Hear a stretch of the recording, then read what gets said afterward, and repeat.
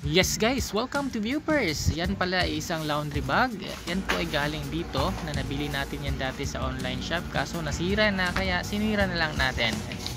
Punta tayo dito sa sewing machine natin guys at i-thread lang natin ng maayos gamit yung magandang thread, and then pasok lang natin sa mga butas guys.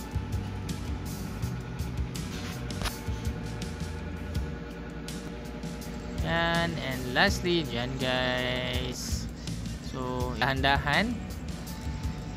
Yan, napasok din. Hila.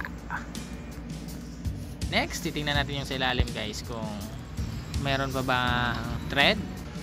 So dahil wala na, mag-re-threading tayo dito guys gamit yung nasa gilid. And tapos na din, balik rin natin. Dito pala guys, iniikot-ikot natin yung sa gilid para makuha natin yung thread sa ilalim. So ganito yung pagkuha guys once matapos na. Yan.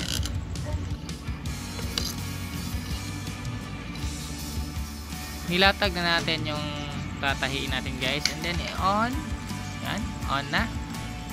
Ayan, magsa-start na tayo. Tingnan nyo na lang guys paano ko tinahi. So, padahan-dahan lang guys kasi hindi tayo masyado marunong. Pero magaling yung mama ko eh. So, in short, magaling rin tayo nito. Okay, so yan po.